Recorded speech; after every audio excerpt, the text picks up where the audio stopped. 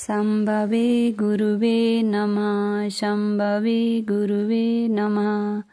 प्रणाम करती हूँ अपने जगत गुरु शिव गुरु माँ भवानी के चरणों में मेरा प्रणाम स्वीकारो। प्रणाम करती हूँ साफ दीदी के चरणों में मेरा प्रणाम स्वीकार हो। प्रणाम करती हूँ सभी गुरु भाई बहनों के चरणों में मेरा प्रणाम स्वीकार हो। आगे सुनते हैं पुस्तक अन्न मिलाकर पेज नंबर 63 से। एक रात ढलने को थी, वहीं मनातू में घंटों घनघोर बारिश हुई। सुबह अभी हुई नहीं थी। नीलम ने पति से कहा, अगर पाटन में इतना पानी पड़ा होगा तो डेरा का सारा सामान पूरी तरह भीग गया होगा। वैसे भी घर की छत के टार फेल्ट को मरम्मती के लिए ठेकेदार ने हटा दिया होगा। पत्थरों के स्लैब की दरारों से बारिश का पानी अंदर आ गया होगा। कमरे तो तालाब हो गए होंगे। दोनों बेचैन हो गए। आहल्ले सुबह दोनों गढ़ के अहाते में आए। गढ़ के कारिंदे जाग चुके थे। नीलम ने एक कारिंदे घुरन को कहा, बाहर जाकर डालनगंज से आ रही बस को रोको और पूछना पाटन में पानी पड़ा है क्या। 6 बज रहे थे। अहाते के फूल हंस रहे थे। लग रहा था उनकी हंसी व्यंग भरी हो। दीदी पाटन में भी खूब पानी पड़ा है, अशोक बस के ड्राइवर ने बताया। जल्दी में दोनों बच्चों को तैयार किया और बिना नाश्ता किए पाटन चल पड़े। जीप के चालक सोमर भुइया ने कहा, मेहमान बाबू जलपान कर लेते। अब तो जो हुआ होगा सो हुआ होगा। नीलम को लगा कि इसे भी भूख लग रही है। उनके मन में चल रहा था कि इसकी चाय तो छूट ही गई है, कम से कम नाश्ता करवा दिया जाए। चारों ओर खेतों में पानी। हरेंद्रनंद ने पद्मा पहुंचते ही कहा, गाड़ी रोकिए, हम लोग मिठाई तो खा लें। खीर मोहन की विख्यात दुकान खुल गई थी। सबों ने झटपट खीर मोहन खाया और जीप पाटन पहुंची। प्रखंड परिसर में चारों ओर पानी भरा था। आवास के अहाते में भी पानी था। दोनों अनुसेवक राम लखन और उपाध्याय जी चिंतित मुद्रा में बरामदे में खड़े थे।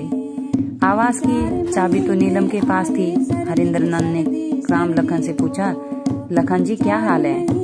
सर पहले दरवाजा खोलिए। बाहर इतना पानी है तो अंदर कितना पानी होगा। हम लोग दोपहर के 12 बजे तक बस से आपको खबर भेजते हैं। नीलम ने दरवाजा खोला। सभी पहले आंगन में गए। आंगन में लगभग 6 इंच पानी लगा हुआ था। एक एक कर सभी कमरों का ताला खोला गया। घोर अचरज, बरामदे और कमरे में एक बूंद पानी नहीं था।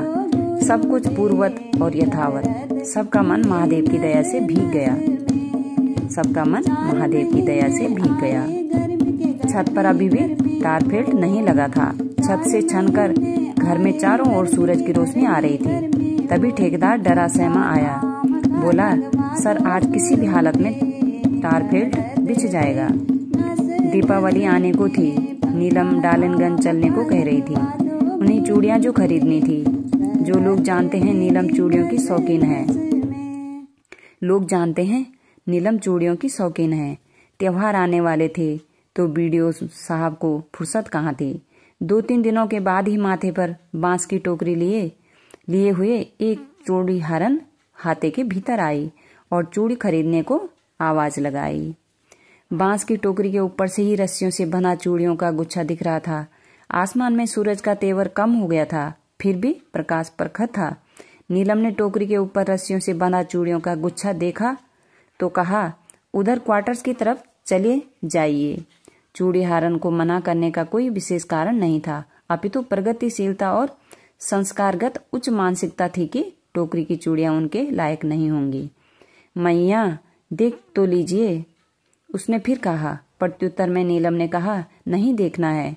लेकिन चूड़ी हारन नहीं मानी और बरामदे में आकर टोकरी को रख दिया। जबरदस्ती ऊपर से चूड़ियों का गुच्छा उतारकर फर्श पर रखने लगी। नीलम ने देखा रस्सियों से बंधी चूड़ियों के नीचे नए डिजाइन की चूड़ियों का ढेर सारा डब्बा है। 2 डब्बा पास रखकर उन्होंने दाम पूछते हुए कहा कि कितने पैसे हुए। उसने कहा, मैया ले लीजिए। उत्तर दिया, पैसे नहीं हैं। बेचने वाली ने बीच में ही कहा, अरे दीपावली में आकर ले लेंगे। इनकी पसंद को भांपकर उसने सभी डब्बों को टोकरी से निकालकर फर्श पर रख दिया। लगभग 50 डब्बे थे, एक से बढ़कर एक। मजे की बात यह है कि सभी चूड़ियां उन्हीं की कलाई की साइज की थी। सभी चूड़ियां उन्हीं की कलाई की साइज की थी। टोकरी अब खाली हो चुकी थी। नीलम को अब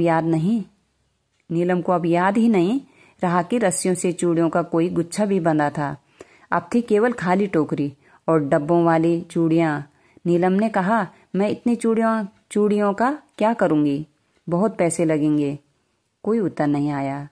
चूड़ी हारन हिंदू महिला नहीं लग रही थी, हालांकि साड़ी में थी। उसने दाहिने बंद कमरे को देखकर पूछा, मैया इस कमरे में क्या है? नीलम ने कहा, कुछ नहीं है। एक टेबल और 2-4 लोहे की कुर्सियां हैं।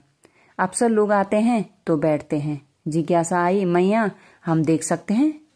नीलम ने भीतर से जाकर दरवाजा खोल दिया। वे ड्राइंग रूम में ही थी। उन्होंने कमरा देखने के लिए चूड़ी हारन को बुलाया। पर्दा हटाकर उसने प्रवेश किया।